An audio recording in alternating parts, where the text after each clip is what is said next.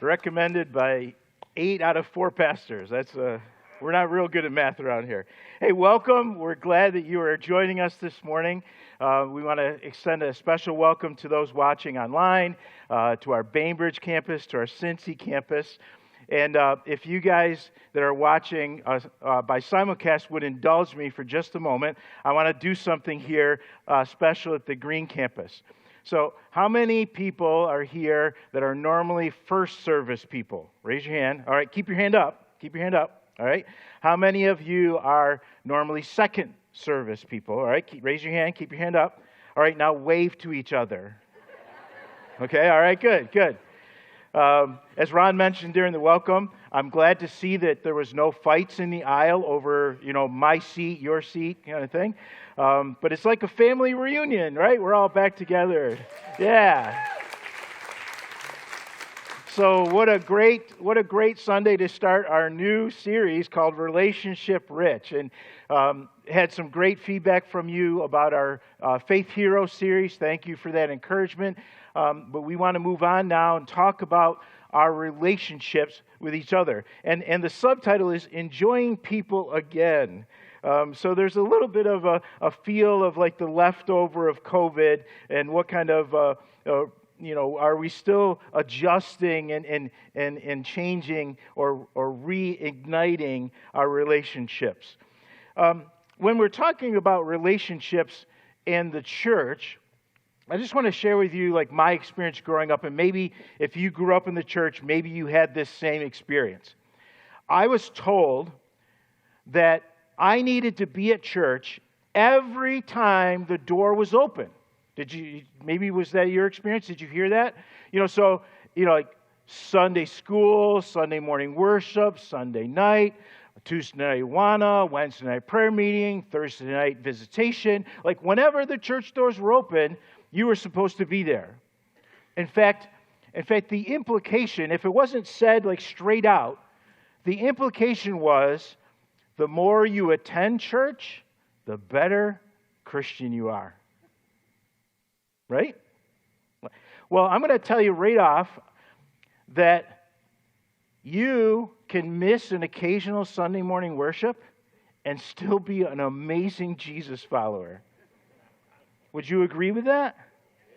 All right, so if anybody tells you that every time the door is open, just say, listen, Pastor Rick said, I can be an amazing Jesus follower and still miss an occasional Sunday morning worship. All right?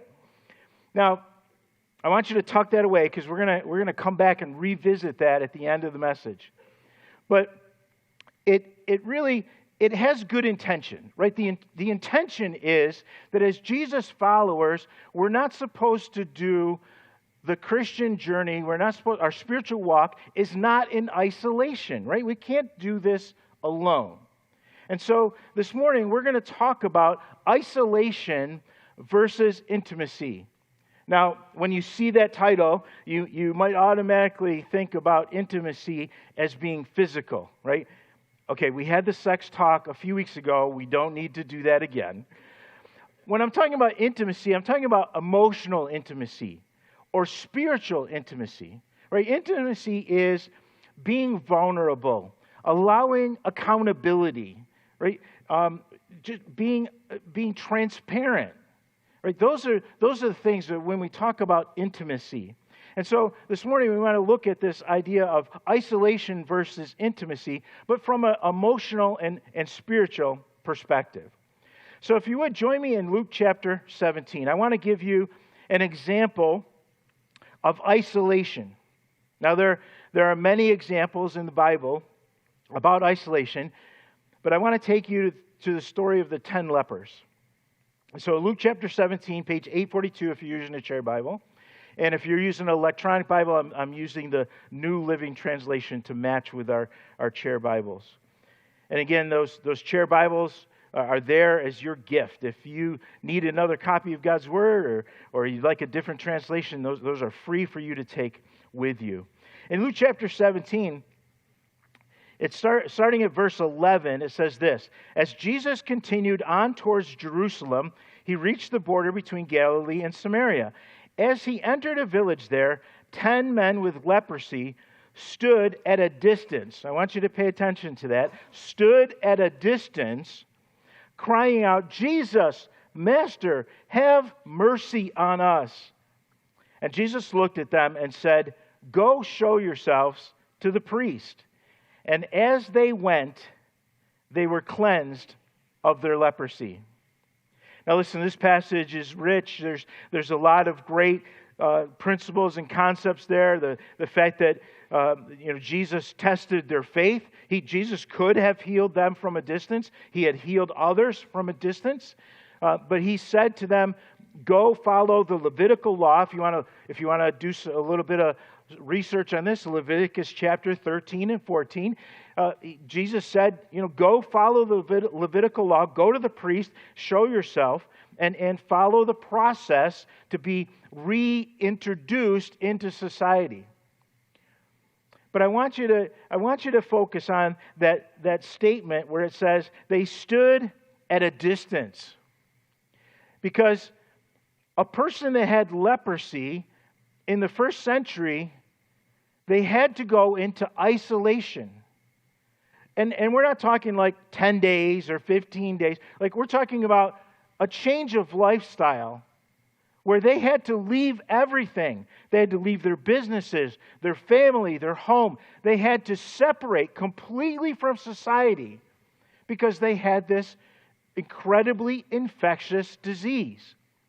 In fact, the rules were that you couldn't be any closer than 6 feet to someone who had leprosy. Is that 6 feet? Where have I heard that before? But here's the thing, like if there was a breeze, if there was wind, then they couldn't be within 150 feet. So think about that. That's like 50 paces. Like that's way beyond the back of this worship center, right? And so that's why you had these lepers calling out to Jesus from a distance.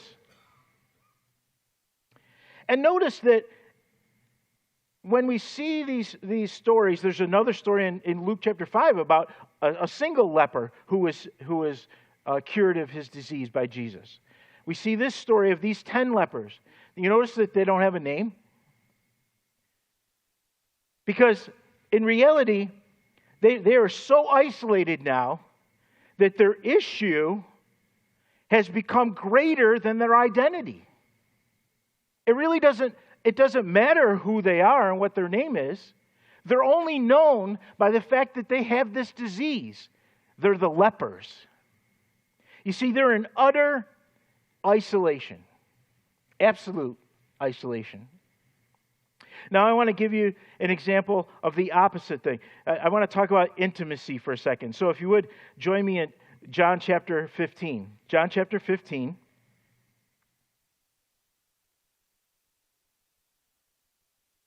Starting at verses 9 through 12.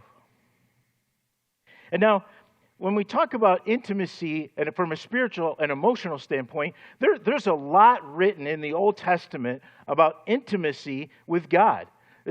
You can't read through the Psalms without getting that sense that it's all about having that relationship with God. And it talks about, there are several passages in the Old Testament and the New Testament that talks about drawing near to God. Again, it's not physical, right? When we're talking about isolation and intimacy, we're not talking about physical nearness to God, right? It's talking about connectedness, emotional and spiritual intimacy with God. And so in the Old Testament, it had this principle, this concept, that we were to have intimacy with God. But then listen to what Jesus said to the disciples. As he's walking with them to Jerusalem, they go through a vineyard. And as Jesus so often did, he uses his surroundings as a teachable moment. And he says to them, look around at these vines.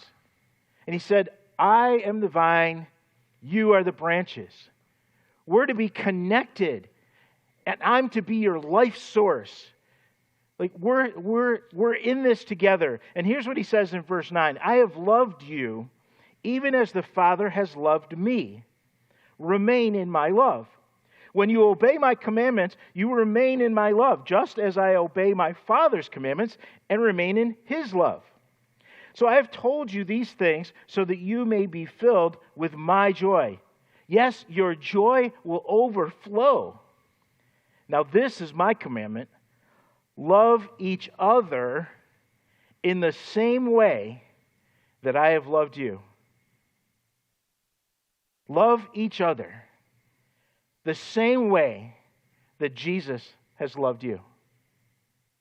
You see, when you talk about intimacy with God, it's not just our relationship with God that matters.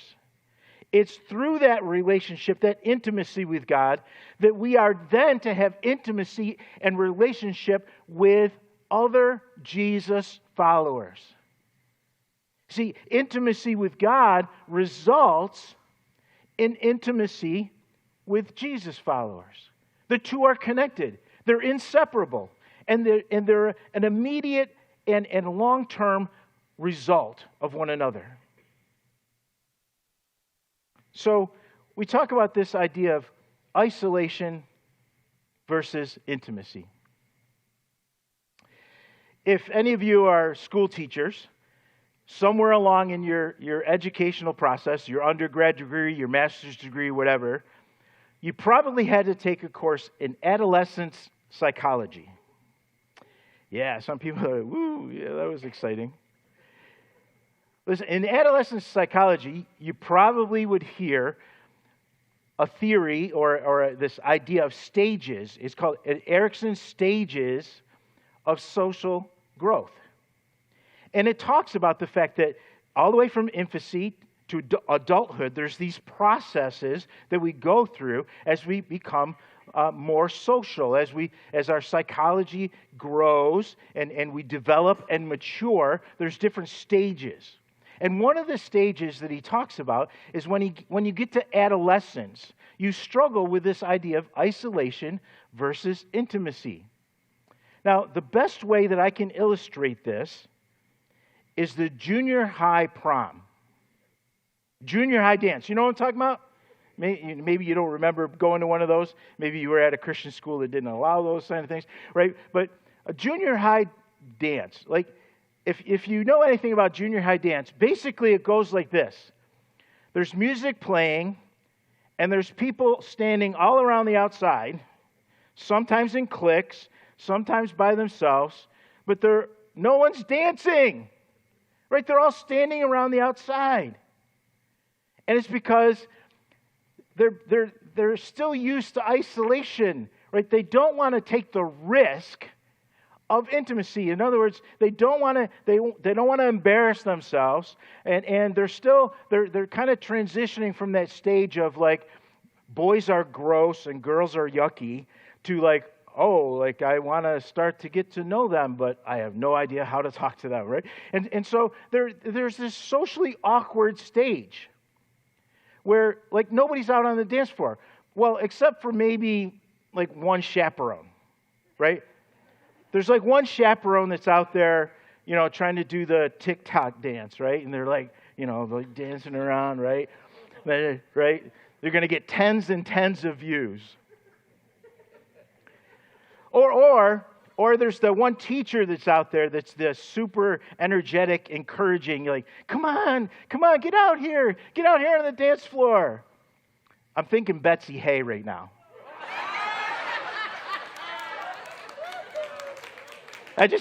Right? Like the energy of like, come on, get out here and dance, come on, get involved. But you know what? I think there's a spiritual implication to this. In fact, join me in Ephesians chapter 4.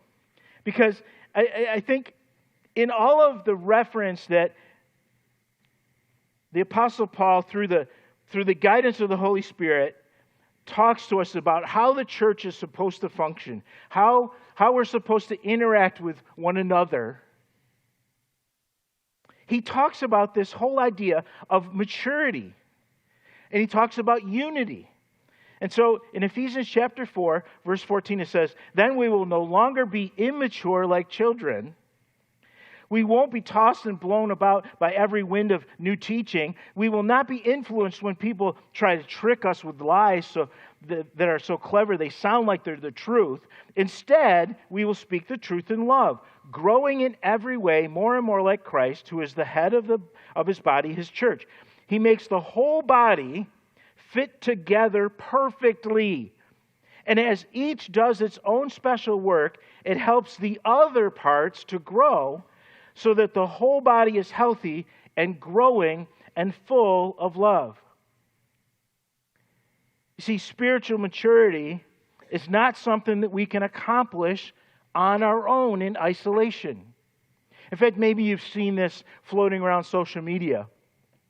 This idea of, if you're a Christian trying to do the spiritual journey on your own, you're kind of like this lone zebra that got away from the rest of the flock, right? Here's the church, here's the Christian trying to live on their own, and here's the devil, right? The devil's out there, he's like a roaring lion, seeking whom he may devour. And that's kind of that picture that we talk about when we're talking about being at the church every time the door opens.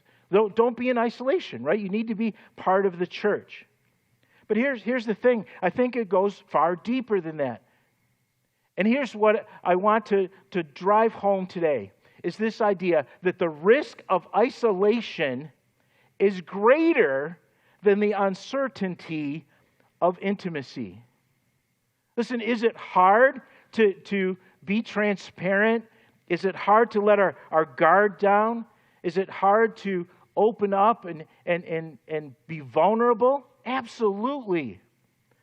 But listen, it's a far greater risk to try to live the spiritual journey in isolation than it is to take that faith step and face the uncertainty of emotional and spiritual intimacy. So how do we do this? How do we develop spiritual intimacy with one another? Well, let me take you to that passage that some people use as a bully to hit over the heads, like we talked about earlier. The whole idea of being at church every time the door is open. But they don't get the whole context of the passage, first of all. And they miss the background. Like, who was it written to? So let's start in verse 24. In Hebrews chapter 10, it says this: "Let us consider how we are to stir up one another." Or the New Living Translation says, motivate one another. How are we to stir up one another to love? And how are we to stir up one another to good works? Like, that's what it's about, right? That's what the Christian journey is about, is stirring one another up to love and to good works. So how do we do that? Well, then here's the verse that gets misused. "Not neglecting to meet together, as is the habit of some." Now, I don't know if you've ever been, hit over the head with that verse, and you were guilted into coming to church because of that verse. But here's the problem with that. All right? When you talk about the original author, which some people think is Paul, I like to think it's maybe Barnabas, but we don't really know who the author of Hebrews is. But we can tell by his intention, right? That his intention is that he wants people to live the Christian journey together, to go through the faith journey together. And he's talking about not neglecting the meeting together. But let me ask you this. Where was the first century church meeting? Were they meeting in gatherings like this? No, they were meeting in homes, right? Like, this idea of meeting corporately in large groups really didn't start until about the 3rd century. And there's a word that we attach to that. It's called liturgy.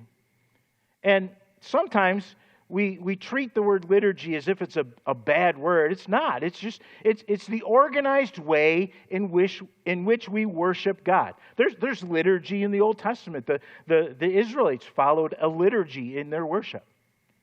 But here's the thing.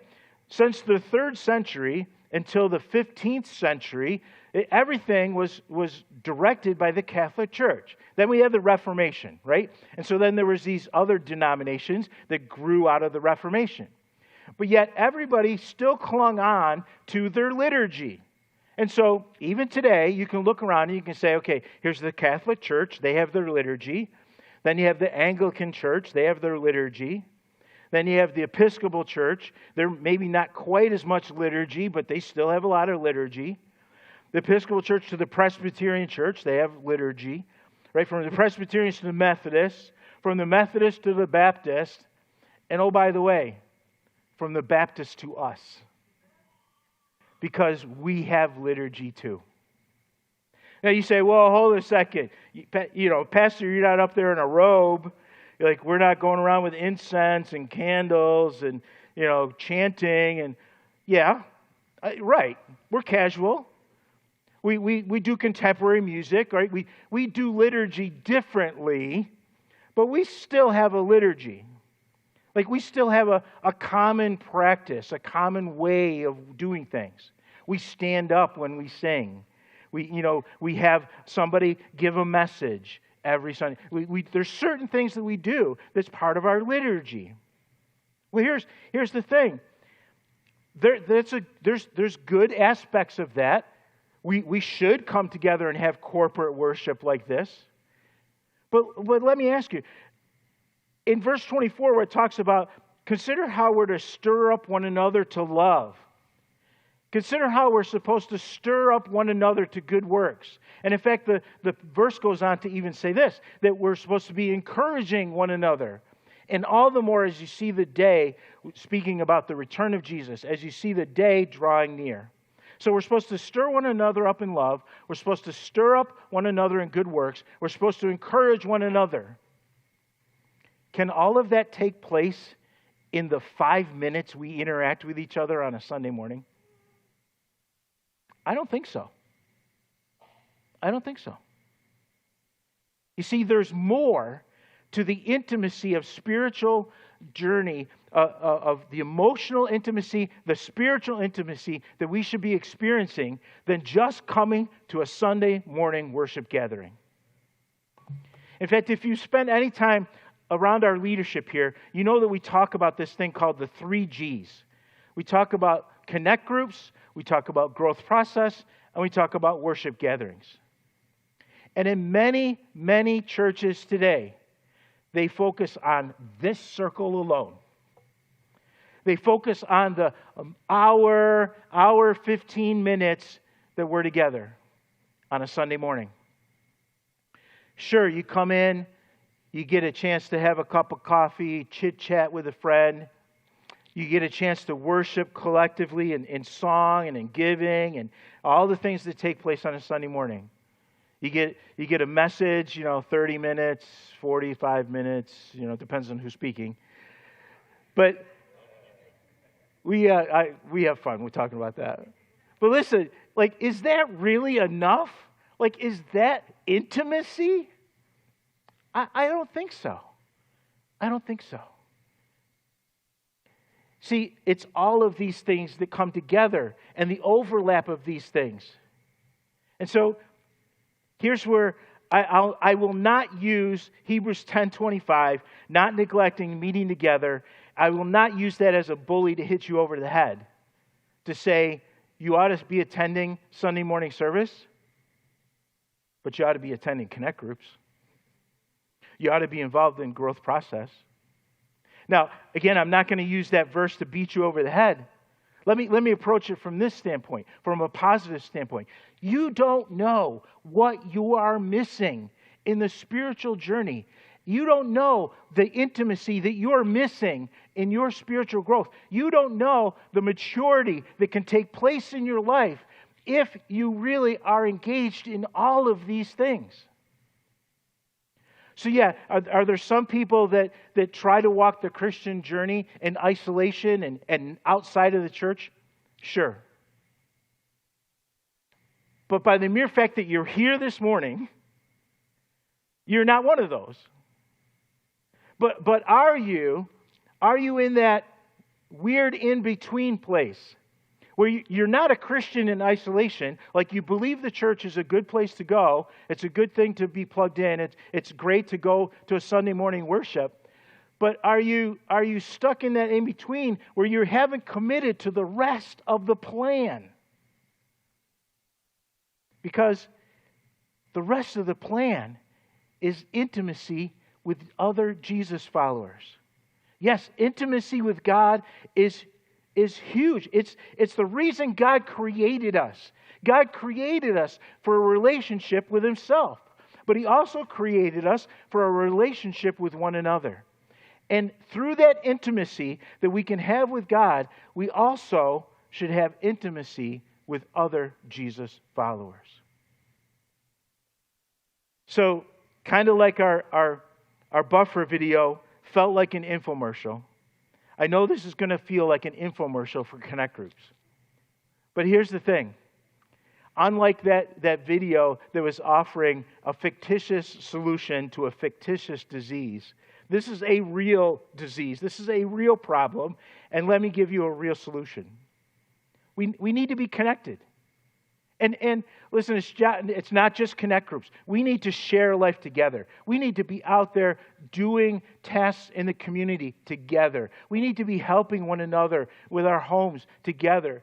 You know, a lot of people knock the Amish community for their rules and regulations. But man, they are an example of living life in community.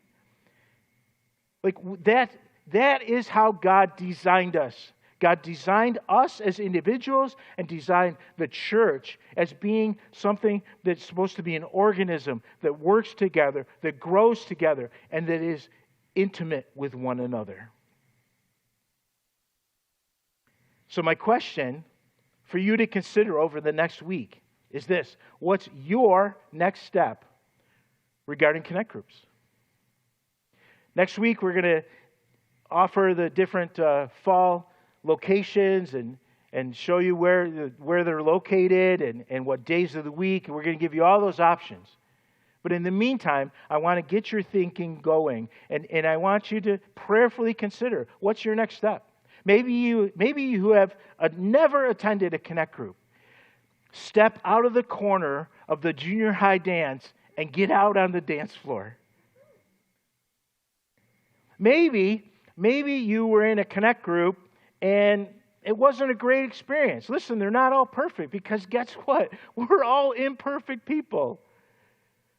So maybe you're on the side of the dance floor because you went out and you tried to dance and it wasn't a great experience. Go out and try again. Maybe your role in Connect Groups is to be a host. Just open up your home. Show the gift of hospitality. Maybe you've been attending Connect Groups for quite a while, and you need to be a Connect Group leader. And I know sometimes that word leader scares some people. Or you say the word teacher, and it scares people. Listen, a Connect Group leader is a facilitator. They start the discussion. They try to bring in the people that don't talk very often. They try to shush the people that talk too much. Right? They're there to kind of control things and keep things moving towards the right direction. You don't have to be, some great biblical theologian or have, just some incredible gift of teaching. You just need to be willing to guide and lead people. Listen, no matter where you are in your Christian journey, you need to be experiencing spiritual and emotional intimacy with other Jesus followers. And so this week, I want you to spend time in prayer and consider the changes that God would ask you to make, that you become more intimately involved in His work with fellow believers. Would you bow your heads and close your eyes? For just a moment, I want to address those that have never made that decision to follow Jesus.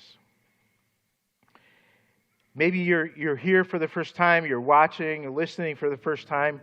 maybe you've been coming for a while, you're just kind of kicking the tires, you're trying to figure out this whole discussion about being a Jesus follower.